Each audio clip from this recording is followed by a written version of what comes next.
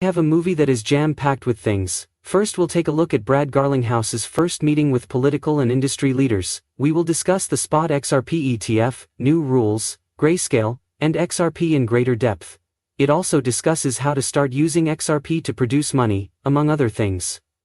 Following that we will look at some TA. I hope all is going well for you. Have a wonderful Valentine's Day. I had to wish my wife a happy Valentine's Day. Honey, I love you. Okay, let us begin.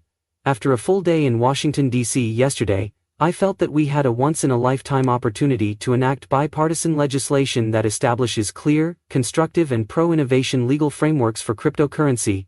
Richie Torres, a rising star on the Democratic side, resembles Tim Scott. Your list includes Representative Bill Huizenga, William Timmons and Zach Noon. Bill Schumer, Brian Steele and Bo Hines are among the names I'm unfamiliar with. Okay, so both sides are getting together. I enjoy watching that so much. Right now we're making progress. Hello Brad, this is Tim Scott. Really, things are improving, friends. We are well positioned to capitalize on this new market as we approach 2025, and XRP ETFs gain popularity. The Ripple case has concluded and digital assets are being exploited all across the world. I'm extremely happy. Allow me to play this. Okay, this is where it all starts. There's also this, which I thought was pretty great. I will play this for you. We're going to talk about it. This is how those who dislike XRP misunderstand market money. The majority of people are unaware of this aspect of XRP. Many people believe that before XRP to hit $40, it must first reach a market capitalization of around $2,150 billion. Finally, this is the most common mistake made by those individuals. XRP is currently at the point where it need approximately $1.4 trillion to enter the market in order to achieve $2 trillion. That is simply untrue. To reach the $2.50 trillion market capitalization, only roughly $20 billion to $30 billion would need to flow into XRP in a short period. Many people who dislike XRP do not understand the distinction between market capitalization and input. Bitcoin is currently valued approximately $2 trillion and will eventually reach $4 trillion. Money does not need to enter the market on its own to achieve this. It does not operate that way. Justin, let me give you an example. This is how it works when funds are limited. Cryptocurrency is currently more prone than any other product to lose value when there is insufficient funds to purchase it. When a market develops, changing the price requires a significant amount of money, a tremendous deal more money. The stock market has been around for a long time, whereas cryptocurrency is only 15 years old. It must be like cryptocurrency, right? It's a modest sum of money, yet it makes a significant difference in the market capitalization. The guy who altered this should work on it, man. What's happening? It goes all over the place. Let me show you what I mean. Let me make something sound worse than it actually is. As you can see, this is not exactly how it works, but it is close. It does not operate exactly like this, but it is a nice illustration of how it works.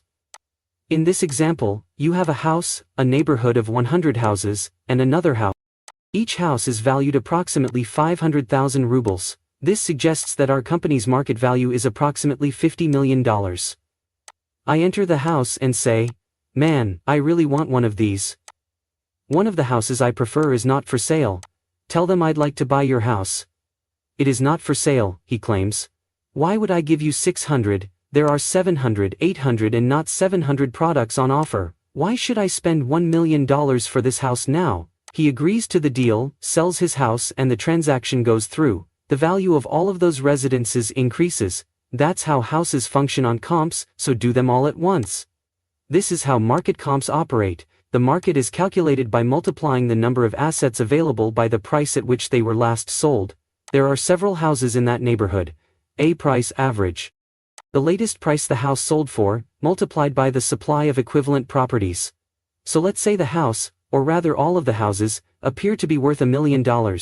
In other words, the entire area is now worth $100 million. The $1 million did not enter the area.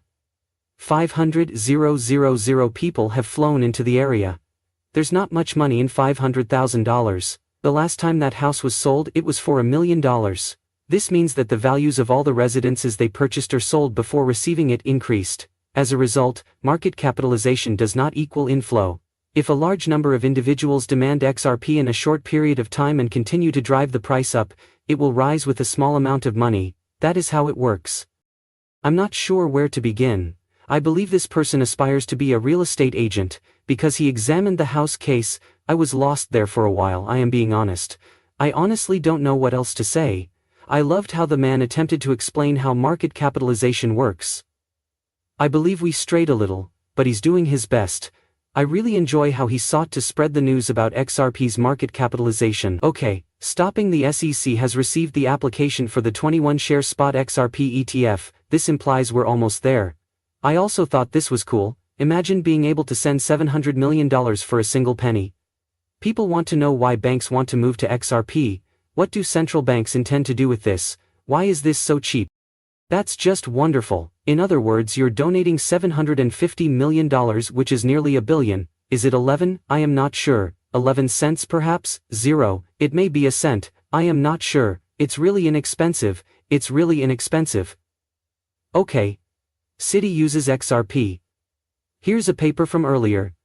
Citi claims Citi GPS Bank of the Future. This section states that escrow is a technology that will allow the XRP ledger to interact with other smart contracts and the interledger protocol. To keep things simple, the current version just does a few tasks. There is a note that escrow can only handle XRP, not coins. It also asserts that it discusses the interledger protocol. It appears that Citi has investigated how effective the XRP system is, and how their bank could use it in various situations. This was also released by Max Avery. The New York Stock Exchange has delayed regulation adjustments for Grayscale XRP Trust Spot ETFs. This is all of the information you need. The proposal would enable Grayscale XRP Trust to trade on the New York Stock Exchange, one of the main stock exchanges in the United States. The trust now controls $16 billion, $100 million in XRP assets.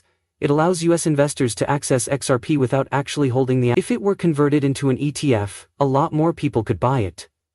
To prevent price manipulation, the trust will implement a pricing mechanism in collaboration with CoinDesk Index, a startup that aggregates data from other major exchanges such as Coinbase, Kraken and Bitstamp. The XRP would be held in cold storage by Coinbase's custodial trust. The private keys would be stored in safe vaults around the world, providing an extra layer of security. The process of establishing and redeeming will be cash-based. People who are allowed to do so will utilize cash rather than XRP directly. This adds another level of compliance with the rules. Intraday indicative values.